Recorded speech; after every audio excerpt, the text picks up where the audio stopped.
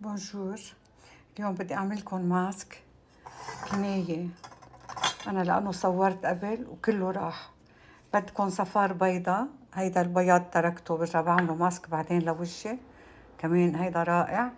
بكره بقول لكم كيف شو بتعملوا. بعتقد عملت لكم كتير فيديوهات عن بياض البيض.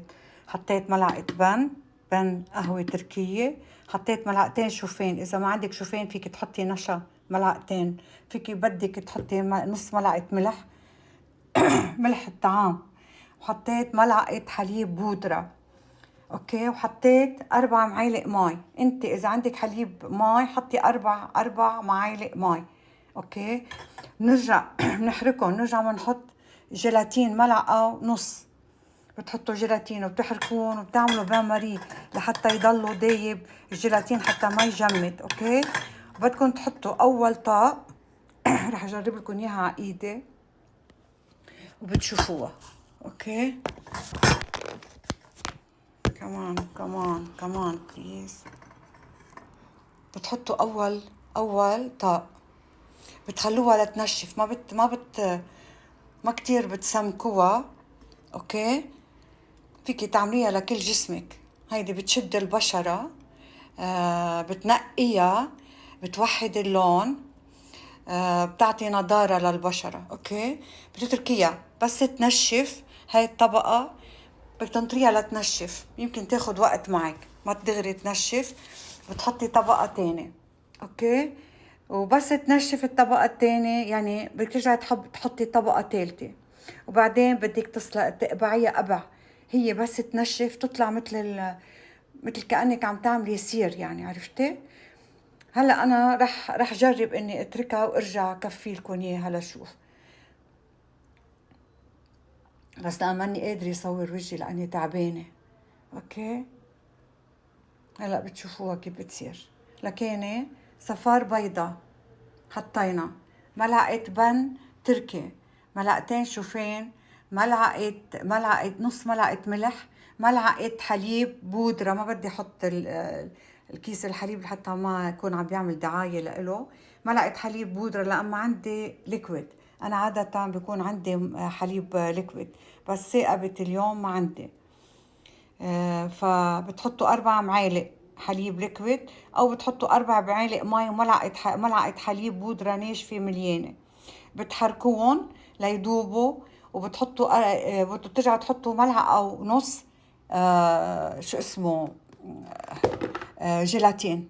اوكي، بتحطوا اول طبقة على الايد، بتتركوا على الوجه، بتتركوها لتنشف منيح.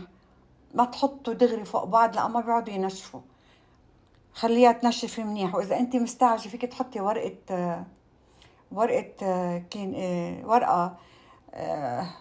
ورقه كلينكس بتحطيها طبقه وحده، بتحطيها على وجهك دغري، هي بتنشف فيه. نص لخيه على وجهك، بتشيل الوبر كل الشعر عن الوجه، كل الشعر. اذا بدك الشعر ما يعود يطلع رح اعطيكي هلا وصفه. اوكي، بتحطي ملعقه ملح، اذا عندك ملح بحري افضل.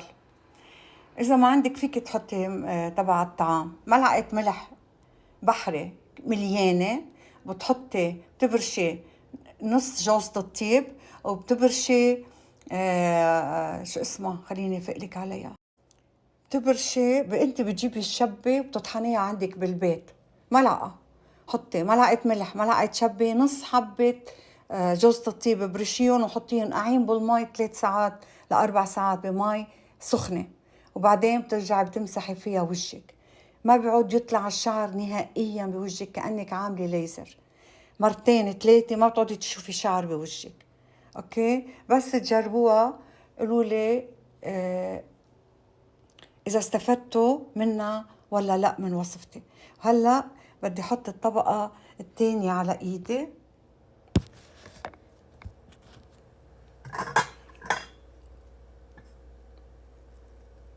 يعني أنا ما رح أنطرهم بس لحتى أفرجيكم إياهم لينشفوا مزبوط، لأنه هن لازم ينشفوا على الآخر. يعني بدكم نص ساعة، ما رح فيني أقعد ضلني قاعدة لأنه مشغولة ورايحة عند الحكيم.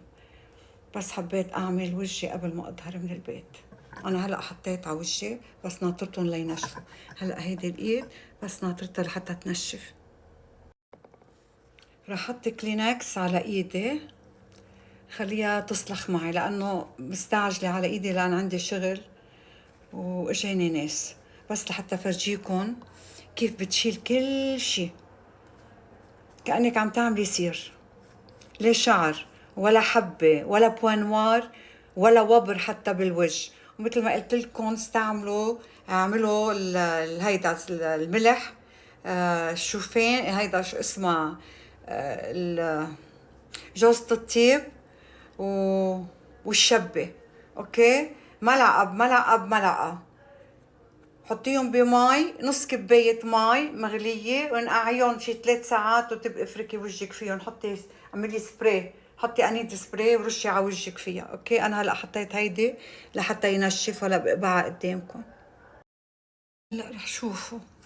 ولا انا بعد لازم تنشف اكتر، ما لازم يضل فيها، بس هيدي بتصلخ سقلك كيف تقبع كل الهيدا. بس انا بعدها مي بعد ما نشفت مزبوط، بس رح حاول لأنه هيدي تاني مرة بعملها بس لفرجيه. لأن راحوا 3 فيديوهات عني، 3.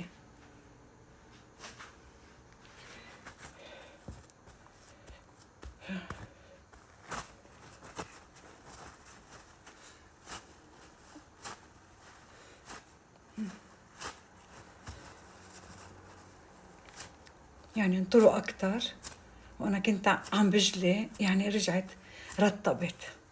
بس رح أفرجيكم الفرق بين الإيد هاي والإيد التانية. هيدي بتعمل كأنكم عم تعملوا سير. أوكي، بس لازم ينشفوا، لازم ينشفوا، بتقبع قبع هيك.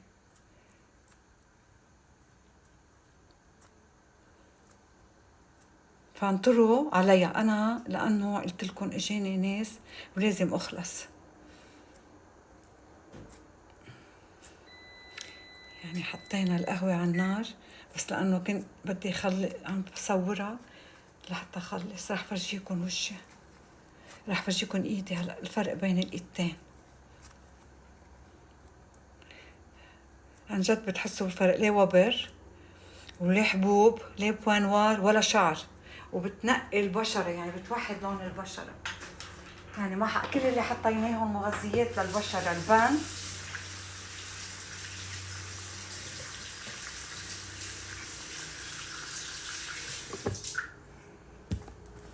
بس خليه هلا هيك. بس انا بدي افرجيكم اياه. ما رح هلا بدي اتحمم قبل ما هيك، بس لفرجيكم الفرق بين الايدتين. هيدي الايد رح فرجيكم اياها بالضبط.